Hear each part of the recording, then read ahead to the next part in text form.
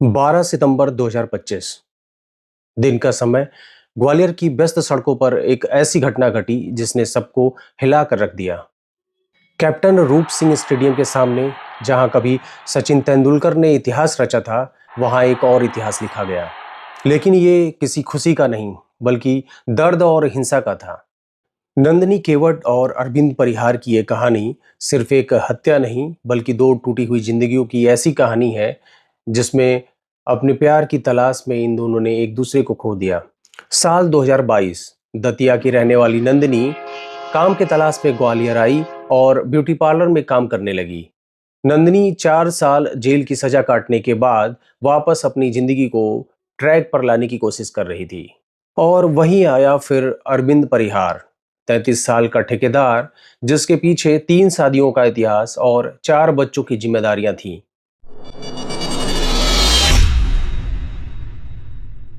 पहली ही मुलाकात में इन दोनों को लगा जैसे वो एक दूसरे को वर्षों से जानते हैं। नंदिनी को जहां अरविंद परिहार की बिग पर्सनैलिटी अट्रैक्ट कर रही थी, वहीं अरविंद को नंदिनी में अपनी भावनाओं का सहारा दिखा। दोनों ही अपनी अपनी जिंदगियों में काफी दुखी थे। जहां एक और नंदिनी अपने पिछले रिश्तों के कारण काफी टूट गई थी, वहीं अरविंद परिहार अपने पिछली 3 असफल शादियों के कारण काफी अकेला महसूस कर रहा था। बातचीत से ये स्टार्ट हुई दोस्ती जल्द ही प्रेम में बदल गई। वीडियो कॉल्स, लंबी बातें और मुलाकातों का सिलसिला चल पड़ा। इन दोनों को लगता था कि जैसे इन्होंने अपनी जिंदगी का वो हिस्सा पा लिया है जो अब तक इनसे गुमशुदा था। साल 2023 में इन दोनों ने यह फैसला किया कि अब हम शादी कर लेते हैं। लेकिन ये एक सामान्य शादी नहीं हो सकती थी। जहां एक और अरविंद परिहार की पहले से ही 3 शादियां थी, वहीं नंदिनी का अतीत काफी विवादों से भरा हुआ था। इसलिए उन्हें मुरार ग्वालियर में आर्य समाज मंदिर में छुपकर शादी करनी पड़ी। आर्य समाज मंदिर में उन दिनों एक कपल को शादी करना एक बेस्ट ऑप्शन था। ये शादी जहां कानूनी तौर पर मान्यता रखती थी, वहीं इस प्रक्रिया में काफी कम समय लगता था। वैदिक रीति रिवाजों के साथ शादी करने के बाद इन दोनों ने एक दूसरे से वादा किया कि हम दोनों एक दूसरे के हमेशा साथ रहेंगे। शादी के बाद इन दोनों ने ग्वालियर के ऑरेंज वुड अपार्टमेंट में एक रेंटेड फ्लैट लिया। अरविंद सोशल मीडिया पर नंदिनी की फोटो पोस्ट करता और उसे माई क्वीन माई लाइफ कहता। शादी के कुछ महीने काफी खुशियों भरे थे। ऐसा लगता था कि मानो जैसे उन दोनों को अपने सबसे बड़ी खुशी मिल गई हो। लेकिन ये खुशी ज्यादा दिन तक टिक न सकी। नंदिनी को धीरे धीरे अरविंद परिहार की सच्चाई का पता चलने लगा। उसे पता चला कि इसकी पहले से शादी है और उसमें संपत्ति का विवाद भी चल रहा है। वहीं दूसरी तरफ अरविंद को भी नंदिनी के पिछले उसके रिश्ते के बारे में पता चला, जिससे वो नंदिनी पर काफी डाउट करने लगा था। नंदिनी की दोस्ती पूजा परिहार से अरविंद को अच्छी नहीं लगती थी। उसे लगता था कि पूजा उसकी पत्नी नंदिनी को भड़काती है। वहीं नंदिनी को अरविंद परिहार की बिहेव में काफी चेंजमेंट दिखने लगे थे। उसका गुस्सैल स्वभाव, मालिकाना हक की भावना और उसकी शक करने की प्रवृत्ति उसे परेशान करने लगी थी। 2023 के अंत तक स्थिति इतनी बिगड़ गई कि इन दोनों के बीच रोज के झगड़े होने लगे। फोन पर गाली गलौज, आरोप प्रत्यारोप और धमकियों का सिलसिला शुरू हो गया। 2024 की शुरुआत तक इन दोनों की लड़ाई इस कदर बढ़ गई कि मामला थाने तक जा पहुंचा। नंदिनी ने अरविंद पर मारपीट, ब्लैकमेल और धमकी के आरोप लगाए। उसका यह आरोप था कि अरविंद और उसकी दोस्त पूजा उसकी अश्लील फोटोज और वीडियो बनाकर सोशल मीडिया पर वायरल कर रहे हैं। वहीं अरविंद का आरोप था कि नंदिनी उस पर झूठे आरोप लगाकर उसे बर्बाद कर देना चाहती है। उसने सोशल मीडिया पर एक पोस्ट में लिखा कि ये महिला पहले से ही 5 लोगों की जिंदगियां बर्बाद कर चुकी है और अब शायद मेरी बारी है। 1 साल के अंदर एक दूसरे पर 7 से अधिक केस। 2024 में इन दोनों ने अपनी लड़ाइयों में एक दूसरे को 7 से अधिक केस में फंसाया। ग्वालियर के सिरोल थाना और यूनिवर्सिटी थाने में मामले दर्ज कराए गए।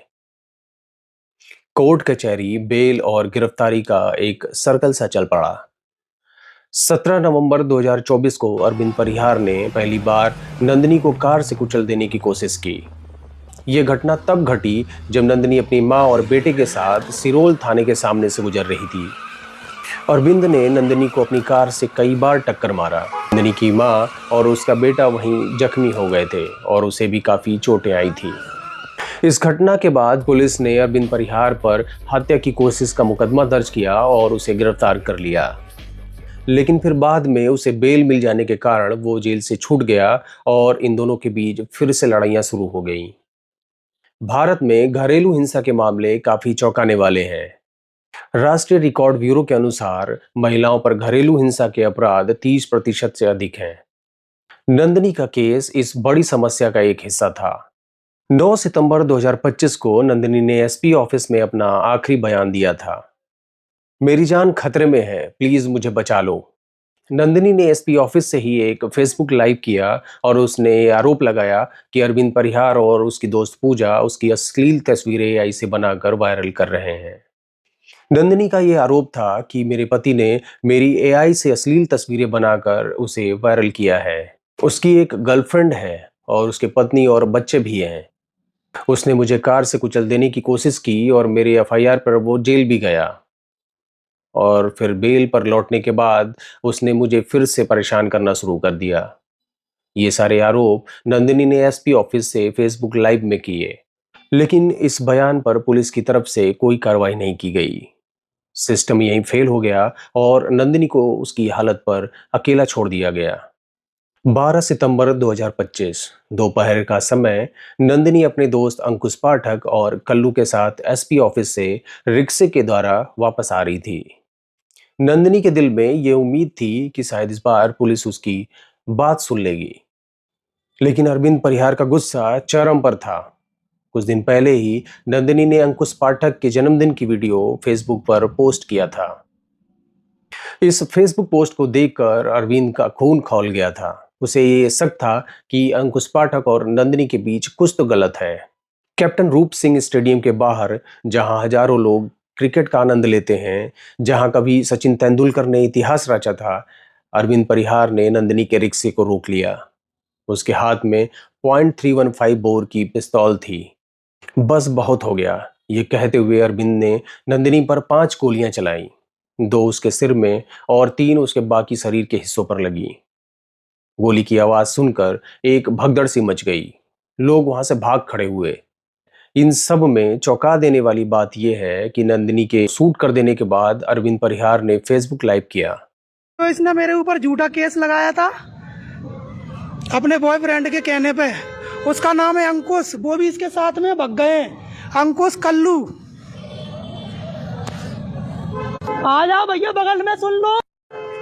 अरे भैया तुमसे दुश्मनी नहीं है, इसकी करतूत बता रहा हूं मैं बस।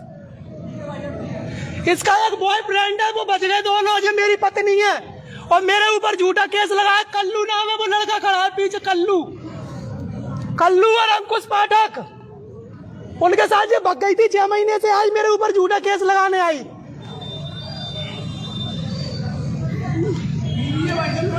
हाँ मेरी बीवी है भाई साहब, झूठा केस लगा दिया। कई लड़कों के साथ रुकी है, कई लड़कों के साथ होटल में।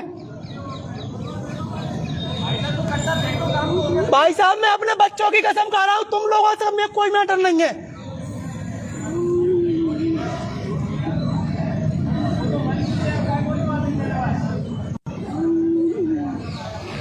इसके साथ अभी लड़के बच गए, इसके साथ अंकुश पाठक और कल्लू।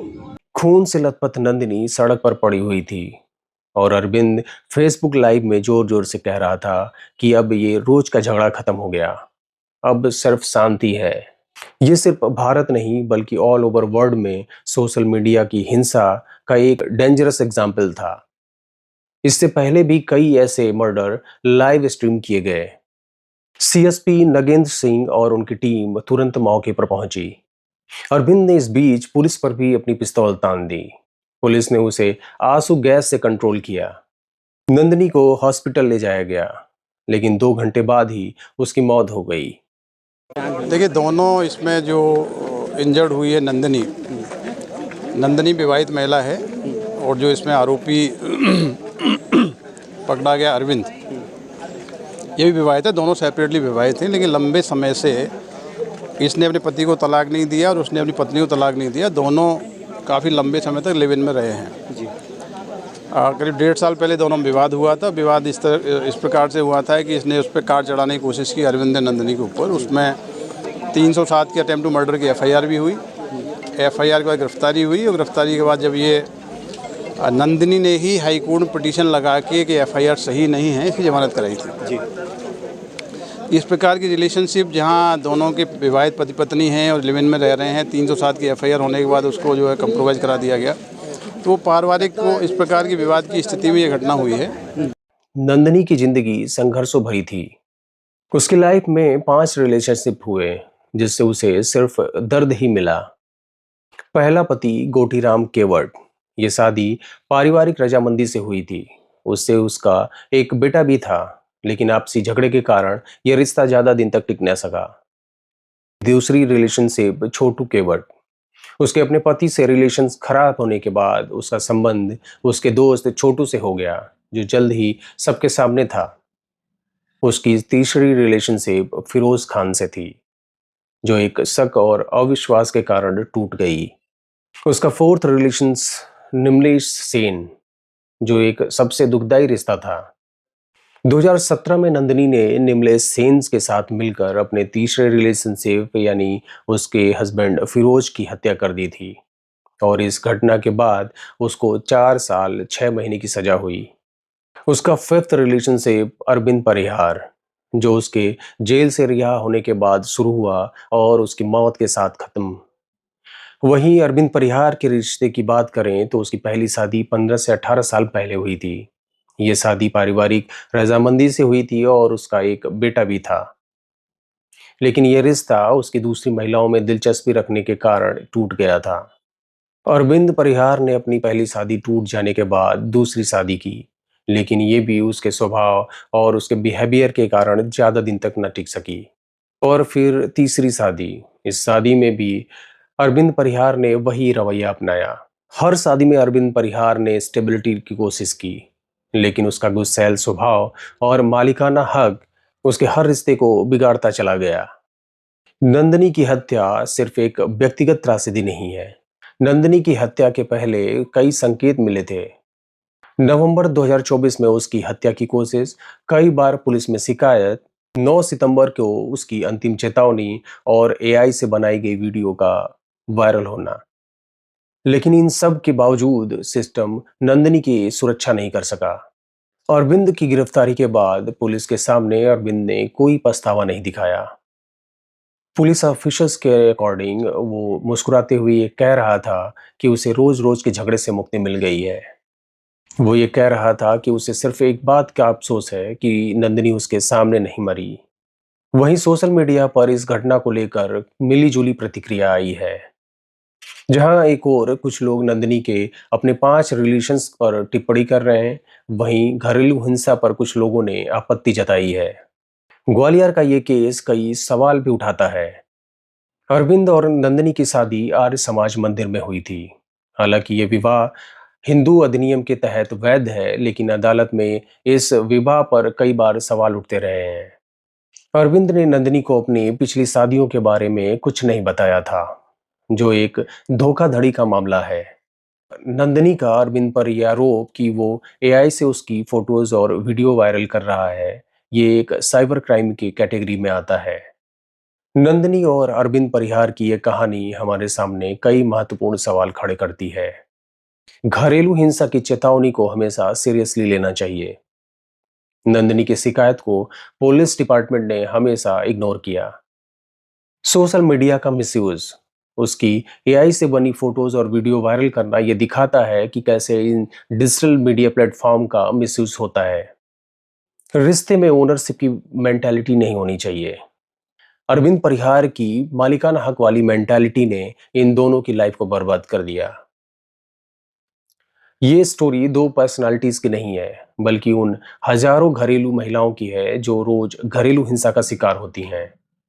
भारत में हर 20 मिनट में एक रेप होता है और घरेलू हिंसा के मामले लगातार बढ़ते जा रहे हैं। नंदनी की मौत व्यर्थ न जाए, इसके लिए हमें सामाजिक और कानूनी स्तर पर महिला सशक्तिकरण को मजबूत करना चाहिए। हर चेतावनी को सीरियसली लें और घरेलू हिंसा के अगेंस्ट सवाल उठाएं।